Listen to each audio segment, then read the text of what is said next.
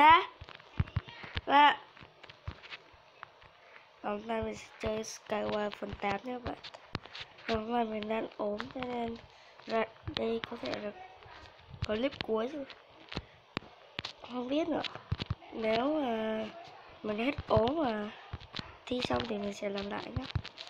Ok, trong thời gian này mình sẽ nghỉ một tí nữa.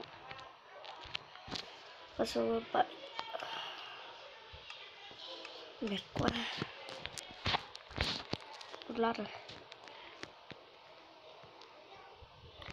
Và mình đã mất VIP rồi các bạn ơi, chán á.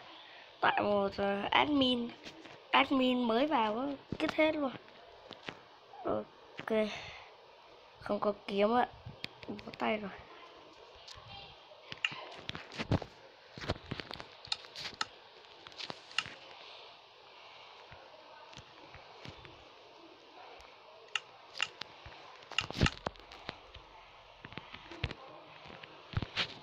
Thế, thằng ngu các bạn ơi, có một con mít nữa lại bố. Ok, bây giờ mình sẽ thi đâu đây? Ra mít rồi cái.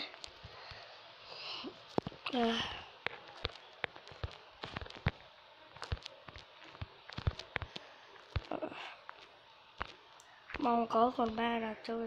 Một đứa đã tèo rồi. Bắt ra mít à? Đạt Evil Gamer Run. Và tên mình tên là Đạt nha các bạn.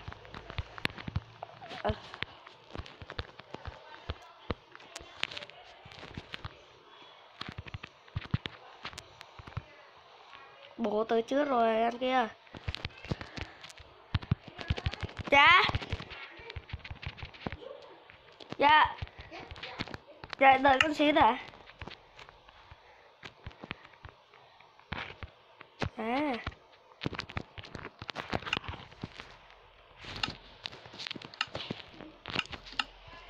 Ok, sẽ chiếm giữ chỗ này.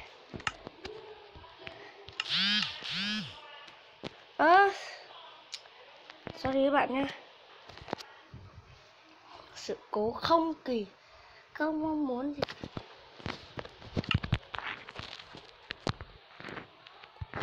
Mình sẽ kêu sắp nóc nhà nhé. Ok, mình sẽ sang kêu thanh niên này trước đã.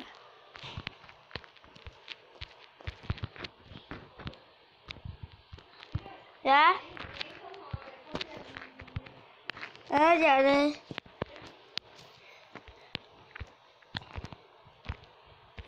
Ok.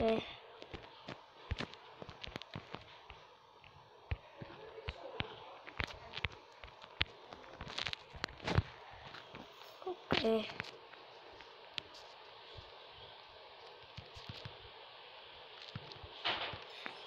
Thanh niên nào ra mít.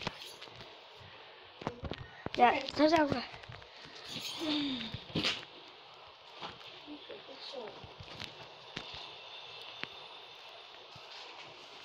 Ở đấy.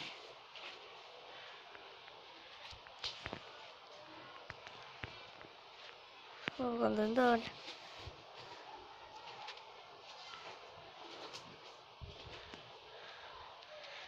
Ở đây.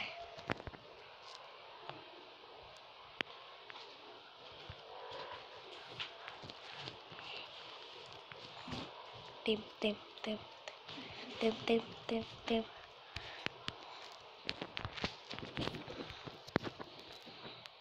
Ok, tìm.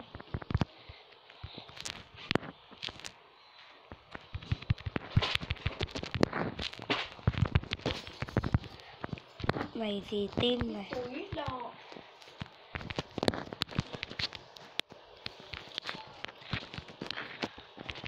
Ok. Ngu nhá. Dạ. Ok. Và do mình bị ốm thế nên mình sẽ làm tới đây thôi. Và cảm ơn các bạn theo dõi nhé. Điều thứ hai thì dù clip hơi ngắn thế nên mong các bạn thông cảm. Ok, see you in next one.